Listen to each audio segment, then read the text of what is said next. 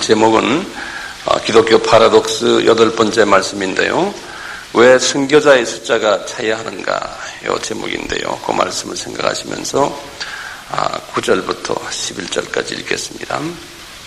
다섯째 인을 떼실 때 내가 보니 하나님의 말씀과 저희의 가진 증거를 인하여 죽음을 당한 영혼들이 제단 아래에 있어 큰 소리로 불러 가로되 거룩하고 참되신 대주제요 땅에 거하는 자들을 심판하여 우리 피를 신원하여 주지 아니하시기를 어느 때까지 하시려나이까 하니 각각 저희에게 흰 두루마리를 주시며 가라사대 아직 잠시 동안 쉬되 저희 동무 종들과 형제들도 자기처럼 죽음을 받아 그 수가 차기까지 하라 하시더라. 아멘. 요한이 반모섬에서 그 비전을 봤잖아요. 요한이 반모섬에서 이제 비전을 보면서 이분이 하시는 말씀이 특히 보좌를 보고는 이제 4장에 보면 이제 보좌를 보시고는 그 보좌에 예수님이 이렇게 계신 것을 봤어요. 그 예수님을 보시면서 그분 오른쪽에 책이 하나 있는데 안팎이 7인으로 봉했어요. 이 장면 우리가 잘 알잖아요. 그러면서 이제 그때부터 그 책을 하나하나 여는 장면이 저희 예수님의 재림과의 관계에 있어요. 예수님의 재림 전에 책이 하나씩 열리면서 인봉이 열리면서 첫 인이 열릴 때 어떤 장면 하는데 그것이 이제 6장부터 나와요. 오늘 읽은 그 6장이에요. 그 6장에서 이제 첫째 인이 흰말이 나온다 그랬어요. 그 흰말은 이 종교 다원주의적인 그러한 교회들이 많이 일어난다는 것을 말씀하시고 두 번째 인은 붉은 말을 보셨어요. 붉은 말은 뭔가요? 도처에서 전쟁들이 많이 일어날 것을 이렇게 상징적으로 그 말을 보여주셨어요.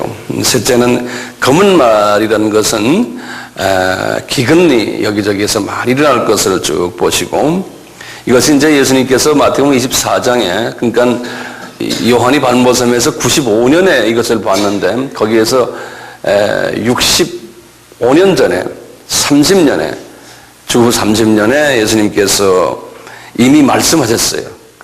감람산에서 말씀하신 말을 지금 65년 후에 다시 이제 환상으로 지금 보는 거예요. 요한이 보는데. 넷째 인을 뗐는데 이제 청황색 말이 나와요. 그것은 이제 여러 가지 병들, 뭐 에이즈니즘 같은 그런 모든 그 잡다한 나쁜 병들이 이제 그 유행병들이 일어날 것을 말씀하시면서 다섯 번째 인을 이렇게 딱 띄는데 그 순서가 있어요. 역사적인 순서들이 쫙 이런 일들이 일어나고 이런 일들이 일어나고 이런 일들이 계속 일어날 텐데 이제 요새 에이즈도 있고 뭐 여러 가지 지금 질병들이 많이 일어나잖아요. 인간들이 고칠 수 없는 그런 일들이 일어나는데 이제 그 다섯 번째 인으로 순교자의 그 숫자를 이렇게 보여주시면서 순교자가 차야 된다는 거예요. 순교자의 숫자가. 근데 이 말씀을 이렇게 딱 보시면요. 재밌는 게요. 첫째 이 환상을 딱 보면서 이 환상 속에서 우리에게 보여주는 걸 몇 가지 여러분들 한번 기억해 보세요. 보면요. 순교자들이 많은데 그 순교자들이 큰 소리를 이렇게 내면서 우리 예수님께 신원한다 그랬어요. 신원한다는 말이 무슨 말인지 아세요? 신원한다는 말은 내 원수 갚아주세요 하는 그런 말이에요. 우리의 피를 이렇게 많이 흘리게 한 그 사람들, 다시 말하면 땅에 거하는 자들을 이렇게 말했는데요. 땅에 거하는 자들이라는 건 성서에서는 보면은 안 믿는 사람을 땅에 거하는 자들이라 이렇게 늘 말해요. 그러니까 지금 저 예수님을 아무리 전해도 믿지 않는 저 사람들, 우리 피를, 그 조상들이 우리의 피를 흘리게 했는데, 그분들 좀 심판해 주십시오. 그러는 거예요. 그러면서 이제 이분들이 그래요. 우리가 얼마나 예수님 이 사설을 우리가 고했고 부탁했고 저분들 좀 혼내주십시오. 그러는데 언제까지 그렇게 우리 말을 듣지 않겠습니까? 지금 좀 당장 해주십시오 하는 그런 일들이 막 일어난다는 거예요. 이제 지금도 아마 이런 순교자들이 지금 주님 앞에 아마 그런 말씀을 지금 하고 있을 거예요. 지금 우리가 그런 세대에 살고 있거든요. 근데 우리 주님이 이제 말씀하시기를 그 반응이 뭐냐면은 저희에게 흰 두루마기를 이렇게 주시면서 조금 더 기다려라. 그러는 거예요. 잠시 동안 좀 쉬거라. 그만 이제 소리 지르고 그러면서 너희 동무종들이라고 그랬어야 하지만 너희들 같이 복음을 전하다가 이제 앞으로 죽을 종들과 형제들이 너와 같이 죽임을 앞으로 많이 또 받아야 된다는 거예요. 그 예정론적인 측면이에요. 그런 사람들이 있는데 그 숫자가 차야지만 너희들이 지금 신원하는 것이 이루어진다는 거예요. 지금 이 오늘 배경이 지금 그런 이야기거든요. 근데 이 말씀을 우리가 가지고 한번 좀 깊이 상고할 게 몇 개 있어요. 근데 이 말씀은 지금 이루어지고 있는 일들이에요. 지금 이루어지고 있는, 나중에 제가 이제 데이터를 좀 드리겠지만요. 순교자들이 여기저기에서 많이 일어나고 있거든요. 특히 이제 마지막 때이기 때문에 이런 일이 일어났는데요. 근데 몇 가지 우리가 이런 걸 딱 보면서 이제 우리 기독교의 파라닥스예요. 우리가 몇 가지 질문들이 있어요. 우리들도 마찬가지고 예수 안 믿는 사람들도 물어봐요. 이런 질문이에요. 첫째 질문이 뭐냐? 도대체 기독교는 영생의 종교고 복을 약속하는 종교인데 또 만사 형통하는 그런 종교인데 말이죠. 우리 잘 아는 삼박자 구원 있잖아요. 사랑하는 자의 내 영혼이 잘 되고 범사가 잘 되고 강건하기를 내가 원한다고 모든 것이 이 세상에서 예수 믿으면 잘 되는 그런 종교인데 왜 우리에게 순교를 요구해요? 이게 우리의 질문 중에 하나예요. 여러분들 질문 한번 해볼 만하죠? 네? 왜 순교를 요구하건 말이죠. 구약이나 신약의 많은 하나님이 사랑하는 자들이 거의 다 순교라는 그러한 과정을 통해서 이 세상을 떠났어요. 그리고는 그런 순교당하는 사람들 복이 있다 그러는 거예요.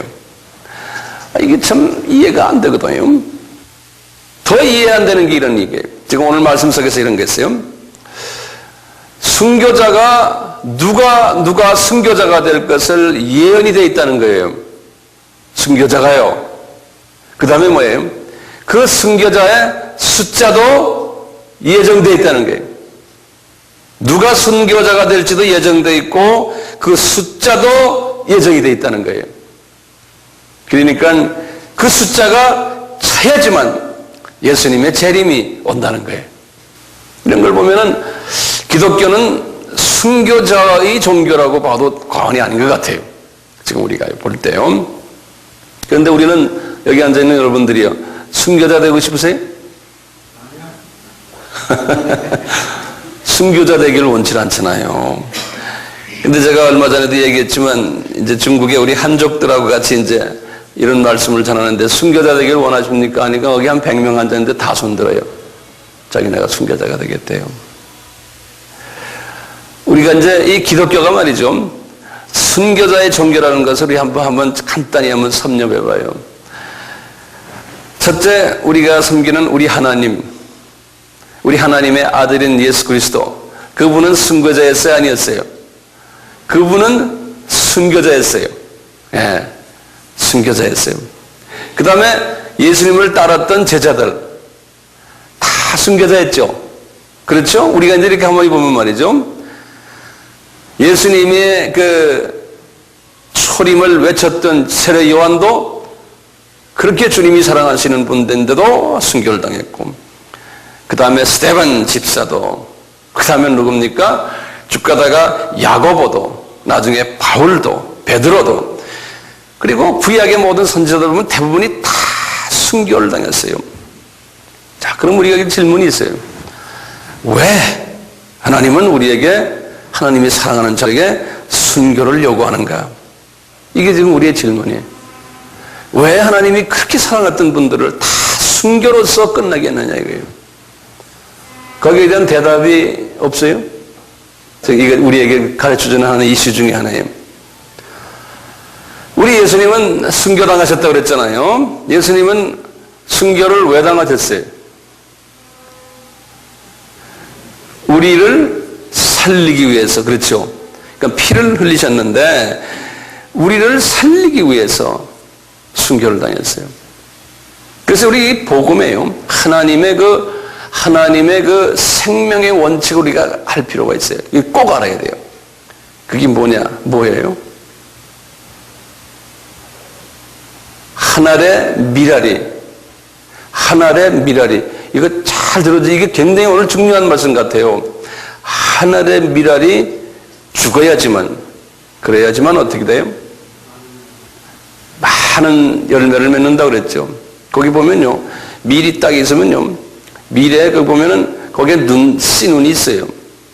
이 씨눈이 생명을 가지고 있잖아요. 그런데 요 밀의 그 단백질 부분이 죽어야 돼요. 그놈이 죽어가지고 요 씨눈에게 영양소를 줘요.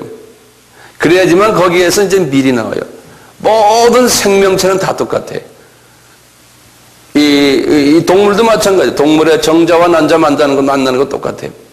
그래가지고 하나가 죽어야지만 거기에서 생명체가 나와요. 그래서 지금 보시면 이 구약 있을 때 이분들이 언제 하나님께서 그 순교자를 만드셨냐면 꼭 보면은 하나님이 사랑하는 백성들 중에서 그 우상을 섬길 때 그래요. 우상을 섬길 때 꼭 그 섬기는 그 하나님의 우상을 섬기는 하나님의 백성들이 주님 앞에 다시 살아나는 길을 만들 때는, 살아나는 방법을 하나님이 허락하실 때는 꼭 한두 사람이 피를 흘리게 해요.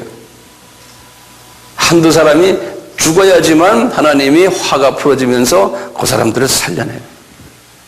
구약 때도 우상 섬기는 이스라엘 사람들의 죄를 대신해서 많은 선지자들이 가장 하나님이 사랑하는 자들이에요.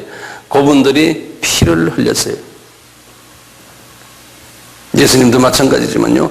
예수님은 우리의 원죄를 위해서 피를 흘렸지만 이 선지자들이 흘리는 피들은, 하나님의 자녀들이 흘리는 피들은 원죄 해결을 위해서가, 원죄는 예수님이 해결하셨고 그분들이 가지고 있는 그 자범죄들, 우상 섬기는 죄들, 하나님이 백성이 아니래도 우리가 북한의 우리 형제 자매들이 구원을 받기 위해서는 누가 희생을 해줘야 돼요. 그래야지만 하나님이 거기에서 생명을 던져줘요. 똑같이요. 이 세례 요한도요, 순교를 할 때 세례 요한이 예수님이 과연 하나님의 아들이라는 것을 깨닫고 그분에 대해서 이야기하면서 이분은 죽어야 돼요. 예수님께서 그분은 죽어야 된다. 본인도 왜 나는 점점 더 적어지고 예수님은 더 커져야 된다고 그랬어요. 그런데 이분이 죽었어요. 그분이 죽으니까 예수님이 살아나신 거예요. 네. 똑같이요. 예루살렘 교회가 지상 명령을 받아가지고 예루살렘에만 있지 말고 너희들은 온 유다와 사마리아 땅끝까지 나가서 이방에게 복음을 전하러 했는데 예루살렘 교회가 그걸 하질 않았어요. 교인이 점점 많아지고 커지고 하면서요, 이방 선교를 하지 않고 주변에 있는 이방 사람들만 가끔 좀 이렇게 했지 이방으로 나가질 않았어요. 총체적으로 나가질 않으니까 하나님이 어떻게 하셨어요? 거기에 지도자들이 안 하니까요, 스데반 집사를 하나님이 들어가지고 순교를 당하게 했어요. 그 스데반 집사가 피를 흘렸어요. 그때 사울이 옆에서 같이 동조했지만, 그래서 스데반 집사가 피를 흘리면서 예루살렘 교회의 대가를 하나님이 받으셨어요. 그래가지고 그 교회를 핍박을 하기 시작했어요. 그래서 다 흩어버렸잖아요. 교인들을 다메섹과 안디옥으로 흩어버렸어요. 그래서 나중에 그 안디옥 교회에 가 있는 소수의 사람들이, 예루살렘 교회 출신들이요, 이방 선교를 시작했던 거예요. 이방 선교를. 이러듯이 요 스데반의 한 사람의 피 때문에 실은 사도 바울이 나타났고, 그분의 피 때문에 이제 이 이방 선교가 이루어졌던 거예요. 그런데요, 스데반의 피 하나 가지고도 모자랐던 모양이에요. 하나님이 그 교회 사도행전 12장에 보면 야고보라는 사람을 하나님이 또 헤롯 왕에 의해서 피 흘리게 하세요. 그때 베드로가 감옥에 들어가 있었거든요. 그 야고보가 피를 흘리는 과정 속에서 베드로가 감옥에서 추록되고, 헤롯 왕은 벌레에게 물려서 죽게 되고, 그러면서 그 힘이 그대로 안디옥교로 올라가가지고 세계 선교 여행이 시작됐던 거예요. 그러니까 예루살렘 교회는 두 사람이 피를 흘렸어요. 스데반이와 야고보가 희생의 피를 흘렸어요. 거기에 의해서 많은 사람들이 이방 선교를 했어요. 꼭 뒤에 보면은 피 흘리는 사람이 있어요. 그래서 베드로도 그랬고 바울도 그랬지만, 바울도 말이죠, 이 주후 35년에 주님께 붙잡을 이제 그 불림을 받아가지고 쭉 복음을 전하다가 1차, 2차, 3차, 4차 행을 하면서 이방의 복음을 어느 정도 전해놓고는 그 다음에 바울을 하나님이 또 피를 흘리게 했어요. 그게 68년이, 주후 68년에 이분이 피를 흘린 다음에, 베드로도 거의 비슷한 때 피를 흘리게 한 다음에 주후 70년에 유대 나라가 완전히 없어지면서, 그러면서 이제 그때부터 완전히 복음이 이제 이방 나라로 들어가서 유럽이에요. 유럽 복음화의 기틀을 마련한 그 피가 바울과 베드로의 피예요. 그 다음에 12 제자들이 다 피를 흘렸어요. 나중에 이 요한도 주후 95년에 이제 피를 흘리고, 이렇게 해서 계속해서 하나님의 사랑하는 자들을 피를 흘리게 하세요. 피를 흘리게 하세요. 그리고는 이제 1세기가 지나가고 2세기, 3세기 때 소위 카타콤 크리스천들이 계속해서 피를 흘렸어요. 거기에 보면은 그 역사를 보면은 수없는 크리스천들의 피가 절절절절 흘러가요. 네.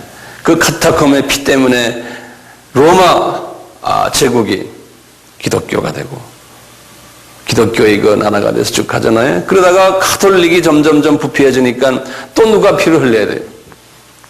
가톨릭이 우상을 섬기니까, 로마 정권이 우상을 섬기니까 많은 사람들이 피를 흘려서 그 우상의 세력을 무찌르듯이 가톨릭이 또 면죄부 팔고 권력과 재력과 이런 걸로 점철하니까 그 우상 아닙니까? 누가 피를 흘렸어요?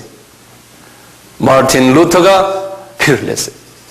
하나님께서 그렇게 하세요. 계속해서 기독교는 피를 흘리게 만드세요. 자, 한국의 예를 좀 들어볼까요? 한국에는 개신교가 들어오기 100년 전에, 지금부터 한 200년 전에 중국의 가톨릭 선교사가 우리나라에 들어와서 피를 흘렸어요. 그분이 이름이 누군지 아세요? 주문모. 우리 옛날 학교 다닐 때 들으셨죠? 주문모 신부는 중국 사람이에요. 그분이 우리나라에 와서 피를 흘렸어요. 그리고 그 뒤를 위해서 한국 제1대 신부인 김대건 신부가 피를 흘렸고, 이 땅에 이미 중국 사람이 피를 흘려줬어. 그래서 우리가 지금 중국 선교를 하는 것 같아요. 네. 중국 사람이 저희들을 위해서 피를 흘렸어요. 그 후 한 100년 후에 영국 사람이 와가지고 대동강에서 토마스 선교사가 피를 흘려서, 그분을 통해서 성경이, 그분이 들고 들어오는 한국 성경 번역한 것을 들고 들어오는 그것을 그 죽인 사람이 받아가지고 나중에 예수 믿게 됐어요. 우리나라가 그 후에 일본을 통해서 하나님의 자녀들이 신사참배하니까 누가 피를 흘렸어요? 주기철 목사님이 피를 흘리셨어요. 그래서 그 하나님이 다 용서해, 우리나라를 또 봐준 거예요. 또 사랑해 주시고, 6.25 때 우리 남북 이 사람들, 특히 6.25 때 이 북한에 있는 우리 동포들이 공산주의 무신론적인 사상을 가지고 교회를 핍박하니까, 주님의 자녀들을 핍박하니까 누가 피를 흘렸어요? 손양원 목사님이 피를 흘리셨어요. 이렇게 개인이나 민족이나 이러한 그 우상 숭배를 할 때 하나님께서 피를 흘리게 하시면서 하나님의 백성들을 계속해서 살리는 일들을 하세요. 이 피 흘리는 사건들. 오늘날 기독교 영감을 보면요, 이 순교자들의 숫자들이 쫙 나와요. 그걸 좀 참고를 한번 적어보세요. 1세기부터요, 1900년까지 순교자가 얼마가 나왔냐면 500만 명이 나왔어요. 500만 명. 다시 말하면 1세기부터 1900, 지금부터 100년 전까지 500만 명이 나왔어요.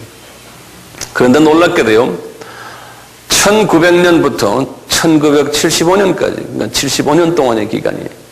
1900년에서부터 1975년까지는 순교자가 얼마가 나왔냐면 2,500만 명이 나왔어요. 인구가 그만큼 많이 증가가 됐던 소리예요. 1900년까지 인구가, 전 세계 인구가 얼마였냐면 20억이었어요. 그런데 100년 사이에 인구가 60억이 됐어요. 60억. 그러니까 순교자들도 더 많아졌어요. 몇 명이라고 그랬어요? 2,500만 명이 순교를 했어요. 근데 요 근래 문헌들을 보면요, 기독교 영감 이런 데 보면 놀란 것이 1995년부터요, 1995년이니까 지금부터 얼마 전이죠. 1995년부터 매해, every year마다, 매해마다요, 순교자의 숫자가 얼마씩 나오냐면 30만 명씩 나와요. 30만 명이요. 우리는 상상도 할 수 없는 숫자들이죠. 30만 명. 그 영감에 의하면요, 오늘날까지 1세기부터 오늘날까지 순교자가 전부가 얼마냐면 4천만 명이에요. 4천만 명.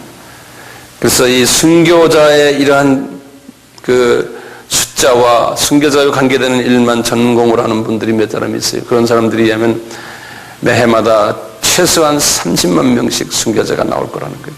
앞으로도 계속해서 더 나올 가능성이 있다는 거예요. 근데 주님이 오늘 말씀하셨죠. 지금 요 순교자의 이 순교자의 숫자가 차고, 그 다음에 이제 뭐가 나오냐면 우리가 읽던 그 뒤로 보면요, 이 자연재해가 나온다 그랬어요. 그 다음에 이제 12절부터 쭉 보면요, 자연재해. 이제 6번째 인을 뜨면 자연재해들이 나오는데요. 그러니까 요새도 그 엘니노 현상이니 이제 북극의 빙하가 녹아나느니, 겨울인데 여름 같다, 여름인데 겨울 같다, 태풍이 그냥 100년 만에 처음이다. 이런 모든 일들이, 엄청난 일들이, 지진이 많이 나고 이런 일들이 쫙 난다고 했어요. 그것이 난 후에 지금 그게 일어나고 있거든요.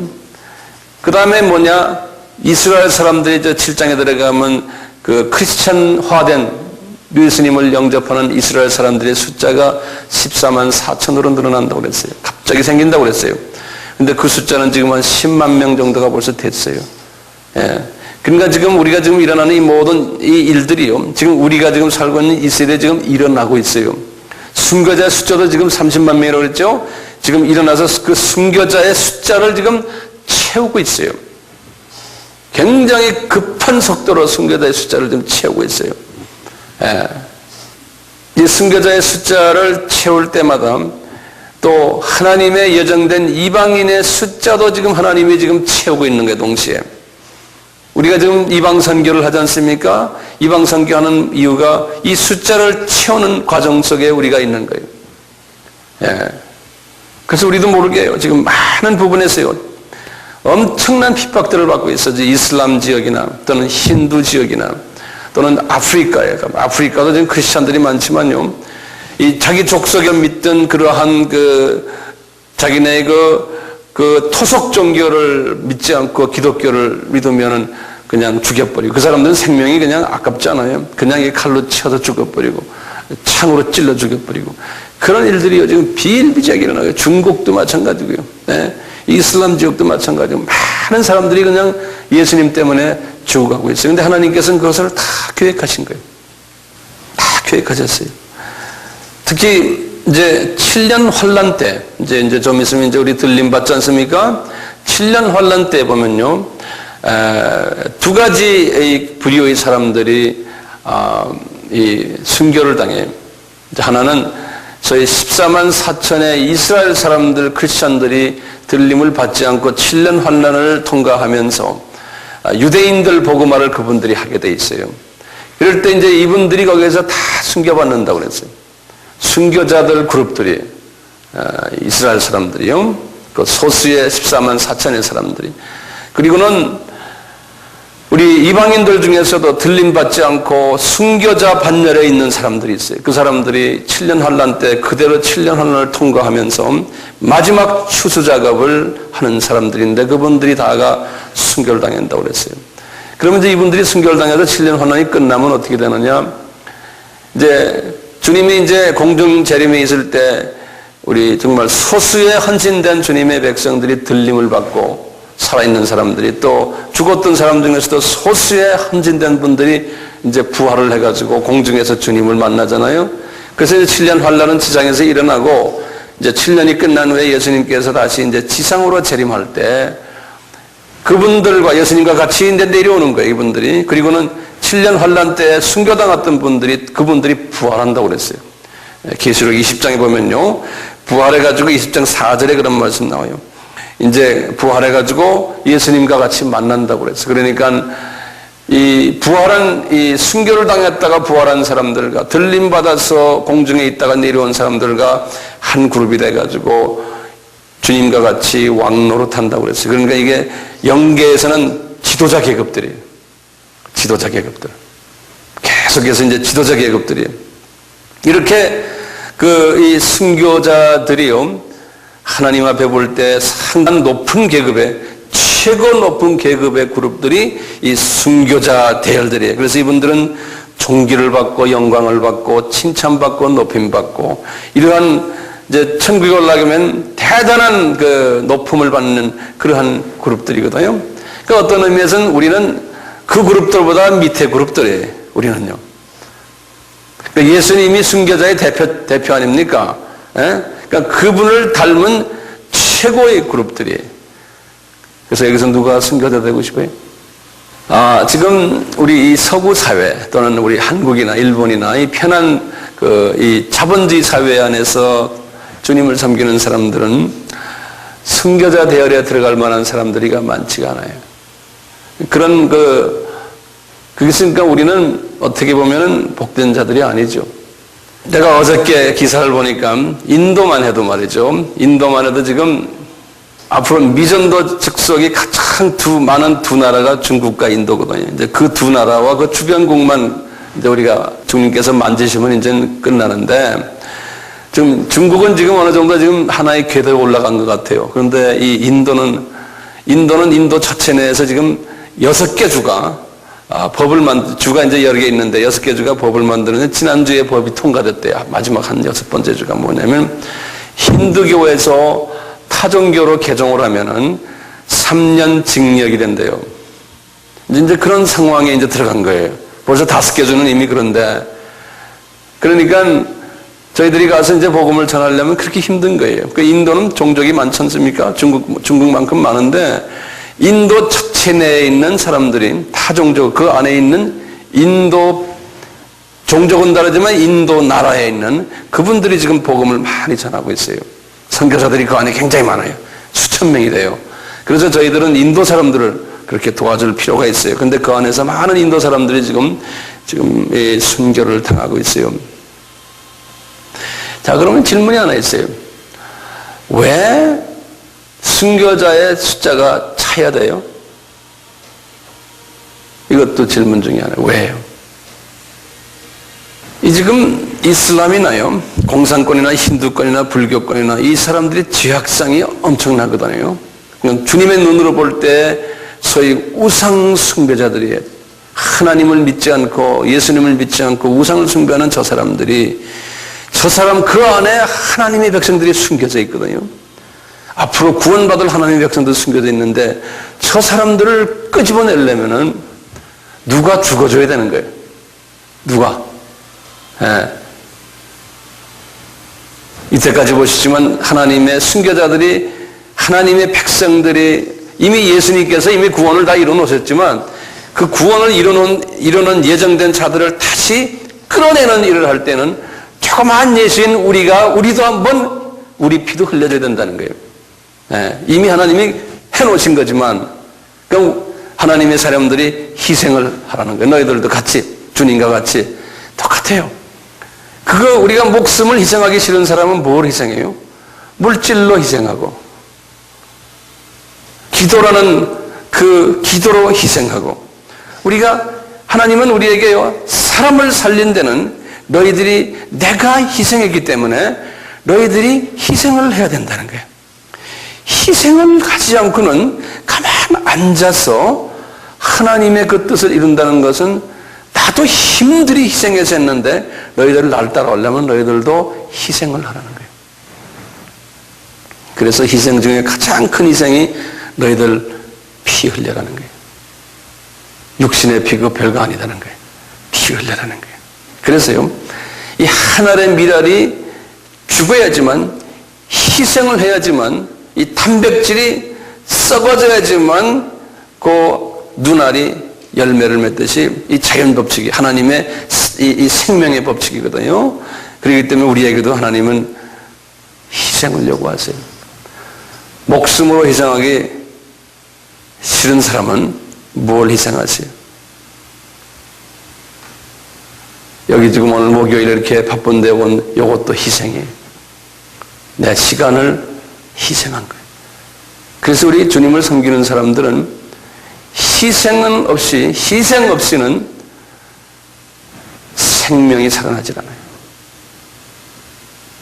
오늘날 우리 교회는, 마귀는 교회를, 하나님의 백성들을 어떻게 놓습니까?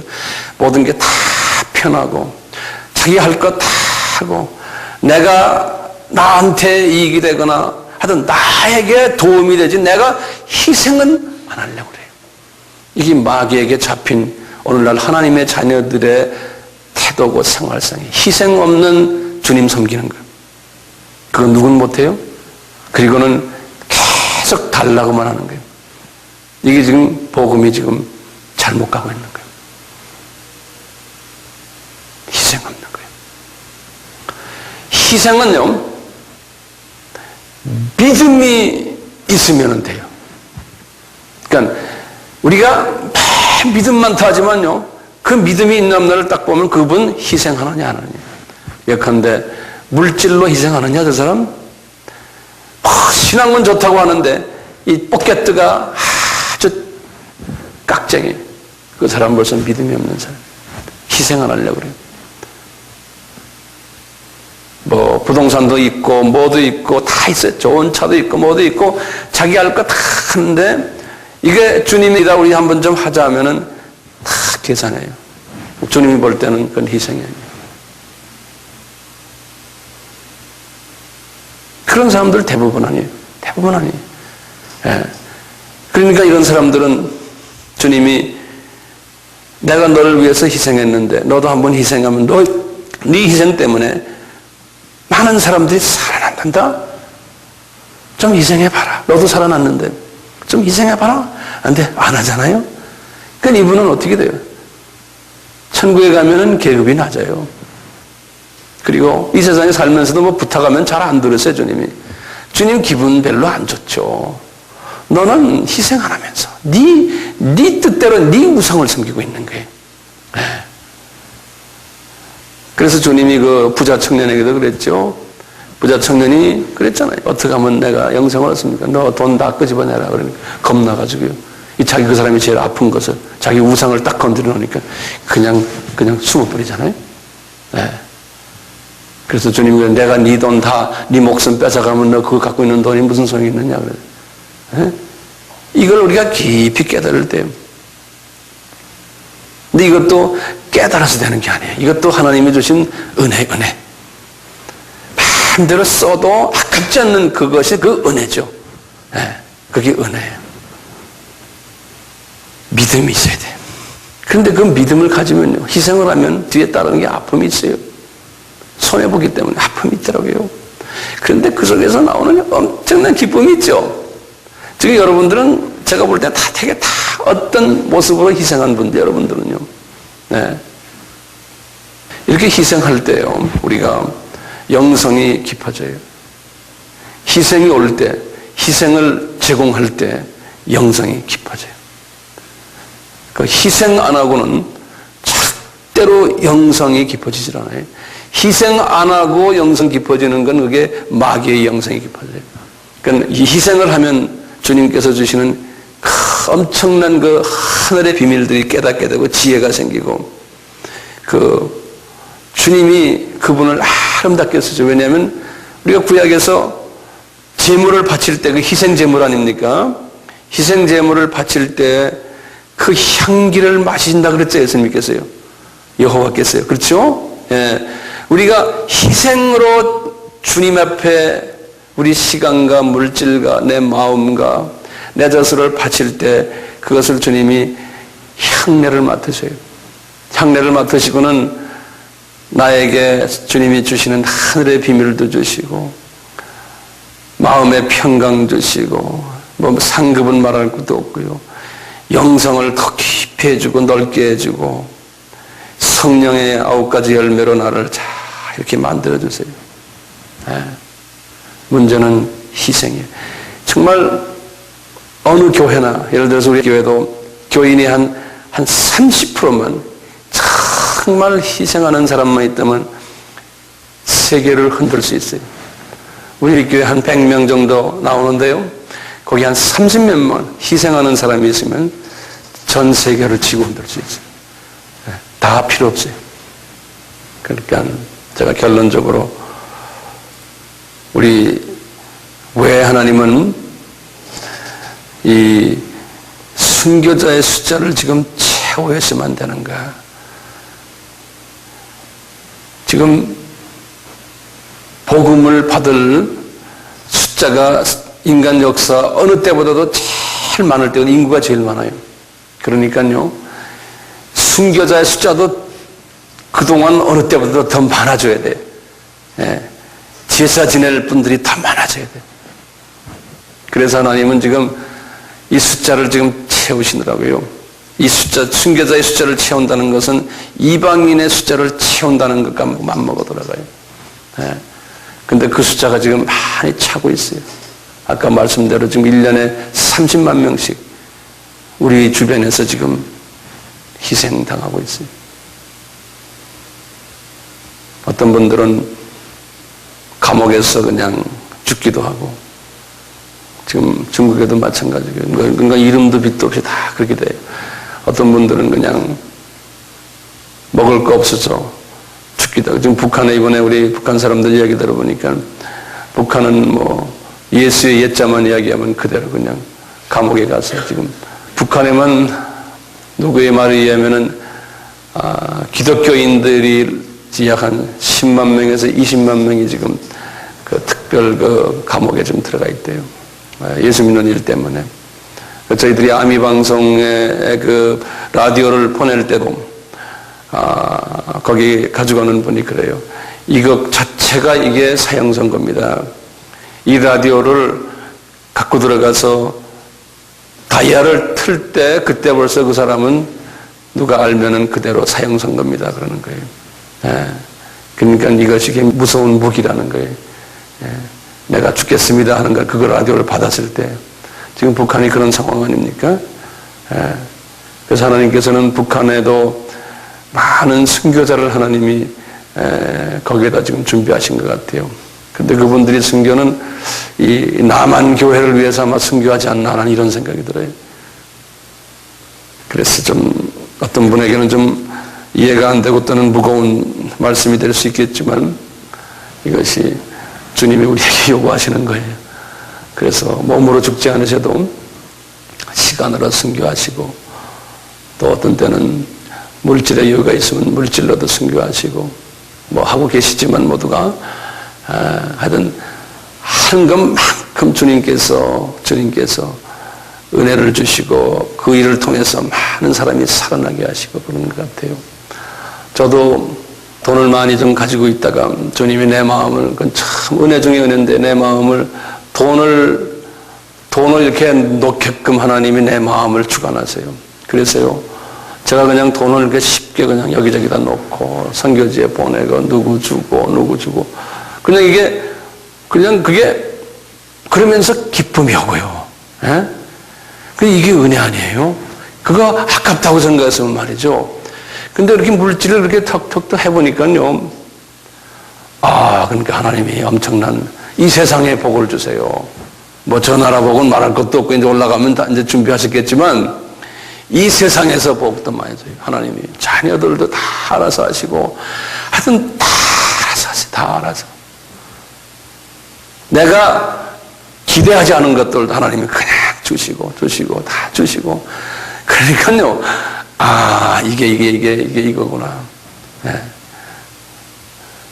그래서 이게 제 자랑 같지만 이게 자랑이 아니에요. 주님이 나에게 큰 은혜를 줘가지고 이 물질에서 저는 해방당하는 경험을 했어요. 지금도 제가 거기에 대해서는 모르겠습니다. 내 나름대로 그래도 해방당하려고 꽤 노력하고 있거든요. 근데 이렇게 다 주세요, 하나님이. 하나님이 지금 저를 훈련시키느라고 좀 물질을 좀 이렇게 좀 좀 이렇게 되면 꽉꽉꽉 조여지거든요. 조이시는데, 근데 이상해요. 조이시는데요. 누가 보면 이번에도 내가 이제 중국에 가니까 중국에 있는 선교사들이 날 보고 그래요. 목사님 방송이 중단돼서 우리가 중국에서 난립니다. 그거 듣다가 못 들으니까 너무 힘듭니다 하면서 빨리 좀 재개시켜 주십시오. 그러면서 이제 하면서 나를 위로하면서 이래요. 의원님 얼마나 힘드시겠어요. 그게 중단돼가지고 여러 가지로 재정적으로 어렵고 고민이 많으시죠. 그러잖아요. 그래서 그냥 쉬고 웃었어요. 근데요. 그런데 요만큼도 걱정이 없어요. 주님 알아서 하십시오. 주님이 계획이시라면 주님 알아서 하십시오. 이걸 닫으시려면 주님 닫으시고요. 그런데 주님이 나한테 닫진 않으신대요.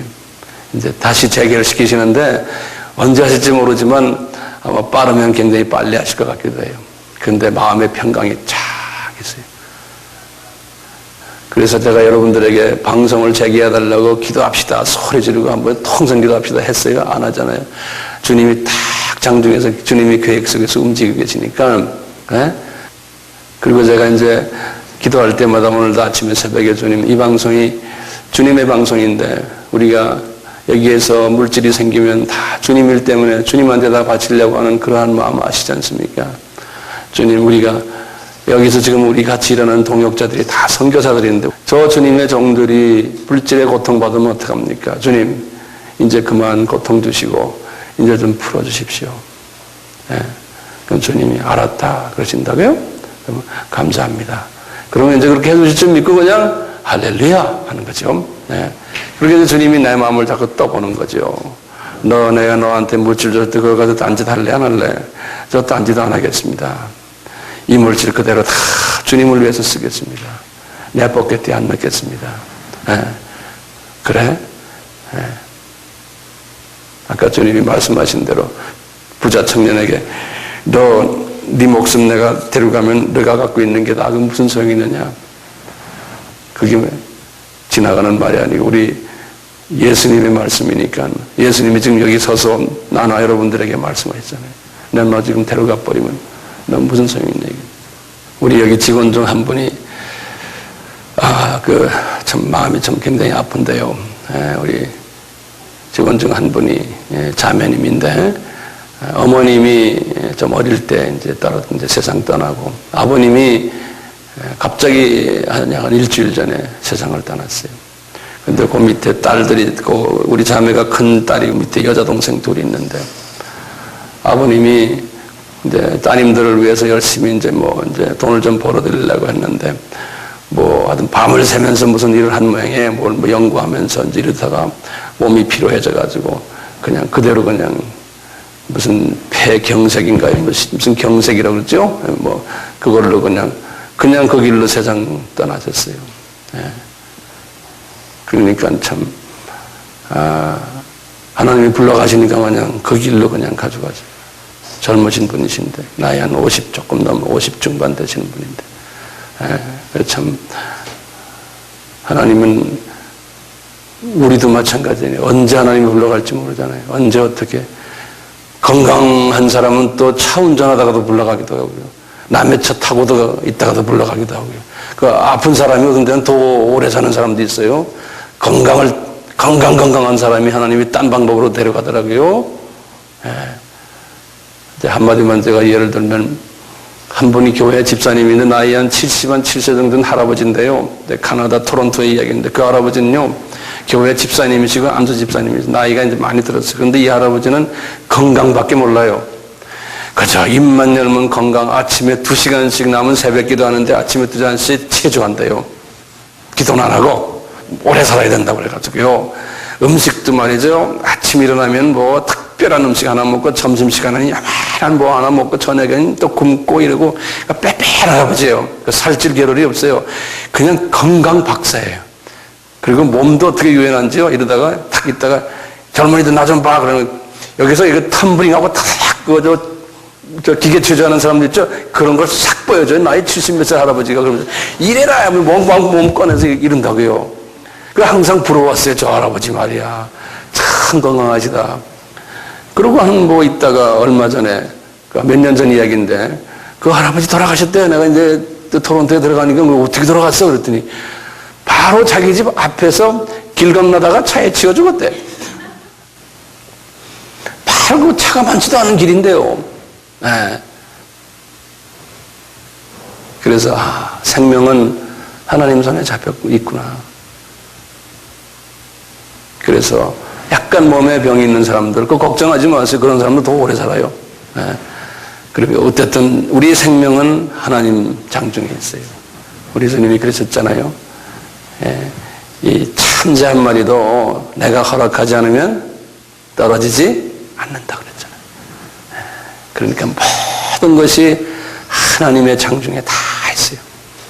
내가 오래 살고 빨리 죽고 하는 것도 다 하나님의 장중에 있어요. 이방인의 숫자가 차가면서 이제 이 순교자의 숫자도 하나님이 지금 급하게 채우신다는 것을 생각하시면서 이 순교자들이 순교를 당해야지만 거기에 우상을 섬기던 그 동료 백성들이 살아나는 일이 있다는 거예요. 예.